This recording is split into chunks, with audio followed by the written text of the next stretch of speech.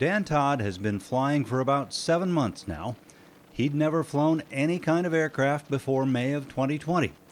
Flying had been a childhood dream for Todd, and he always meant to learn. But between earning a medical degree, establishing himself as an ear, nose, and throat surgeon, and having a family, he just never found the time. Until the novel coronavirus came along. When the virus came in the pandemic, our elective surgeries stopped. And so we were doing emergencies and cancer, and that's about it. So we were on call and doing cancer, but I basically had like 5 days a week off of nothing to do, and it couldn't work anywhere. Todd started taking flying lessons in a fixed-wing aircraft at the T airport, but then, just in the course of conversation, his brother-in-law told him about gyroplanes, also known as gyrocopters or autogyros.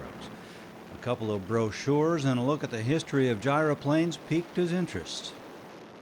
And then I started researching it, and I found these guys in Missouri where I did my surgery training that were giving lessons and things at these, and then had gyroplanes, and I started watching them. I go, oh my gosh, that's exactly what I want. You fly around like a bird and they don't stall.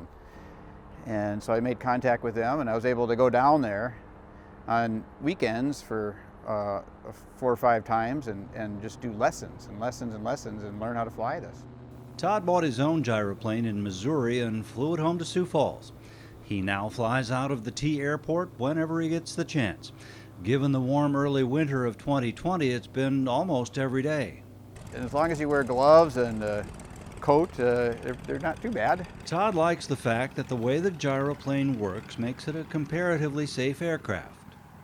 Well, the rotor is a free spinning rotor. There's no power to it. Now there's a little bit of a hydraulic power to get it started, just to get it started, pre-rotate it. The old guys, they used to have these things, or they'd have a motor and they'd have to get up there and start spinning them on their own, the Benson gyroplanes, and they'd have to spin their own rotor to get it spinning, and then they'd go over it. This self-spins, and then the rotor kind of ends up like, as you're flying, it ends up kind of catching the wind and spinning itself, and it just picks its own speed, and it gives you lift. And so as long as you've got enough forward momentum, you pick its speed and just lift you up. And so it's always an auto rotation. And so if you're up in the sky and you're 500 feet up, you can shut the engine off, which I sometimes do, and you just come down like a feather and just land, because you're always in auto rotation, so you'll never stall. They're stall proof. The tail section of a gyroplane acts as a horizontal stabilizer, basically keeping the tail down. The rudder is really only needed to keep the aircraft in line during takeoffs and landings. The engine and prop behind the cockpit provide the forward motion. A hydraulic assist gets the rotor started. Forward motion speeds it up to the point where lift is created, and the plane takes off. You know, you can literally take off without rolling forward at all if you're into a really strong wind. But in general, you probably want a football field or something, 200-300 feet just to get going, just on a day like today where there's no wind. People who know aviation know that gyroplanes are nothing new. The autogyro was invented in Spain in 1923 by an engineer named Juan de la Cierva. A forerunner of the helicopter, which came along in 1935, the autogyro was in some ways a solution looking for a problem. It was too slow and couldn't carry enough weight to be of much use in military settings. The big aircraft manufacturers saw no future in it.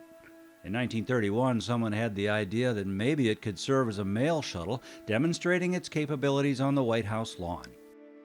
Amelia Earhart flew a gyroplane. The concept worked, but never found a use that made it indispensable. The gyroplane never really went away as a hobby aircraft, and a revival of sorts began in the 1980s when a handful of companies began building and selling them. Some flyers build their own, others build gyroplanes from kits that start at around $15,000.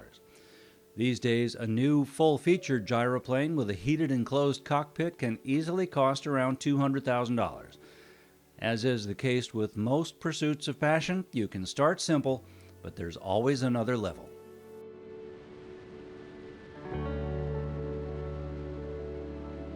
I'm hooked. I mean, I just love it. Like, the guys will tell me it's almost annoying how much I'm out here, and it's pretty fun. So yeah, I don't regret buying it at all. And like I said, I'm looking at getting another one so I can fly in the cold.